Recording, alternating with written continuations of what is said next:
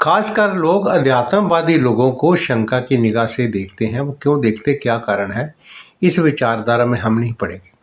मैं खास मुद्दे की बात करनी चाहता हूँ। आजकल लोग बहुत परेशान हैं शारीरिक प्रॉब्लम से। ऐसे रोगों की उत्पत्ति शरीर में हो गई जो बीमारी से ख़त्म हो ही नहीं पा रहे।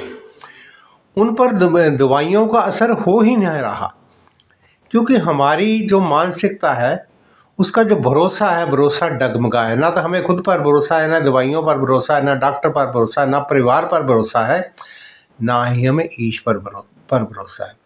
दोस्तों, मेरा दावा है योग ध्यान साधना, ज्योतिष और आयुर्वेद जी ऐसी विधियां हैं जिनसे हम किसी के मार्गदर्शन में यदि अपने शरीर का उपचार करें तो मेरी गारंटी है कि आपके शरीर में कोई भी रोग ठहर ही नहीं सकता।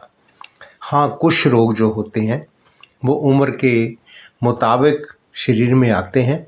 यदि हम उसको वहीं पर रोक डालें तो वो ज़्यादा हमारे शरीर का हित नहीं करेगा। यदि हमने उसको आगे बढ़ने दिया तो शरीर में और सैकड़ों वो रोग पैदा कर देगा। इसलिए हम ज़्यादा बातें, ज़्यादा विधियां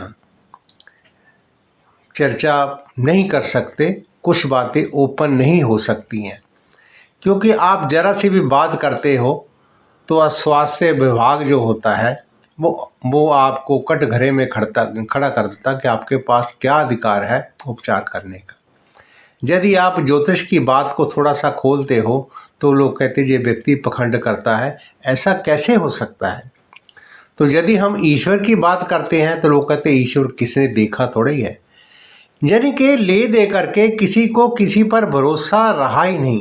इसलिए मेरी आप लोगों से प्रार्थना है, जो मानसिक शारीरिक एंजाइटी और मानसिक स्थिति डिप्रेशन उनके शरीर में घर कर चुका है, दवाई पर भरोसा नहीं रहा है, खुद पर भरोसा नहीं रहा है, वो लोग मुझसे फ़ोन पर चर्चा करें। अगर मुझे ऐसा लगता है कि उस व्यक्ति के पास जाकर के उसको ठीक किया जा सकता है, या उसकी हेल्प की जा सकती है। दोस्तों, मैंने कम से कम 30-31 वर्ष योग में गुजारे हैं। योग दर्शन को पढ़ा है। योग का मैंने खुद के शरीर पर हमने उसका अभ्यास किया है। मैंने पूरा तजर्बा किया है अपने शरीर पर, उसका एक्सपेरिमेंट किया योग का। ये जो तमाम आयुर्वेद है योग का, जिस योग के साथ जुड़ा हुआ है। आप साधारण से जो घर में मसाले आते हैं वो इतना बढ़िया रिजल्ट देते हैं, हम सोच ही नहीं सकते। हमें उसकी उपयोगिता नहीं पता, हमें उनका अनुपात नहीं पता, उसका जो रिजल्ट होता है कब मिलेगा, कैसे मिलेगा, उसका अनुपात खाना कब है, उसका इस्तेमाल करने का तरीका क्या है, जी हमें नहीं पता। इसलिए 200 फ़ोन करने के पैसे नहीं लगते हैं, बात करने के पैसे नहीं लगते हैं, चर्चा करने के पैसे नहीं लगते हैं।